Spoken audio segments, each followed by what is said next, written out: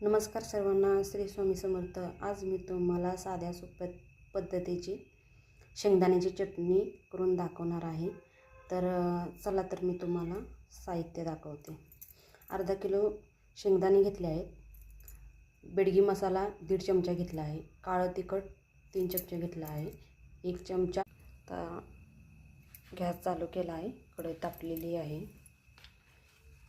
आता त्याच्यामध्ये हे शेंगदाणे टाकून घ्या आणि चांगले खरपूस होईपर्यंत भाजू द्या।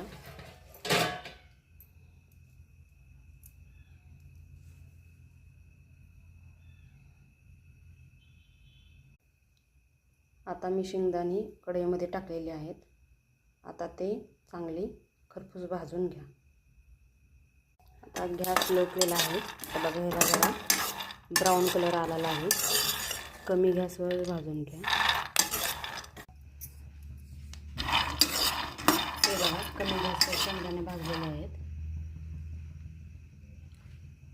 वास पण खूप छान येतो शेंगदाण्याचा। असे शेंगदाणे चांगले चटणीसाठी भाजून घ्या। आता मी गॅस बंद करते। मी एका ताटामध्ये थंड करायला शेंगदाणे ठेवले आहेत। 5 ते 10 मिनिटं थंड होऊ द्या, मग ह्याची चटणी करायला घेऊया। शेंगदाणे भाजल्यानंतर एक मोठं मिक्सरचं भांडं घ्या। त्यात शेंगदाणे टाकून घ्या। त्याच्यामध्ये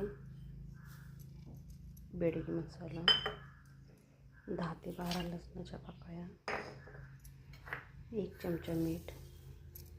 आता हे मिक्सरमधून बारीक करून आणलेलं आहे। तर चला बघूया कशी चटणी झालेली आहे। हे बघा खूप छान टेक्स्चर आलेलं आहे आणि वास पण खूप छान येतो। जरा मोठीच ठेवा शेंगदाणे, तुम्हाला जसं आवडेल तसे तुम्ही। ही बघा खूप छान आणि टेस्टी शेंगदाण्याची चटणी तयार झालेली आहे। तुम्ही पण अशी साध्या आणि सोप्या पद्धतीची करून बघा, खूप छान होते आणि खूप टेस्टी लागते। श्री स्वामी समर्थ। जर ही तुम्हाला शेंगदाण्याची चटणी जर आवडली असेल तर मला लाईक सबस्क्राईब करायला विसरू नका। श्री स्वामी समर्थ सर्वांना। अर्धा किलो शेंगदाण्याची एवढी चटणी झालेली आहे। खूप छान टेस्ट आणि खूप छान चव आहे। तुम्ही एकदा नक्की करून बघा। श्री स्वामी समर्थ।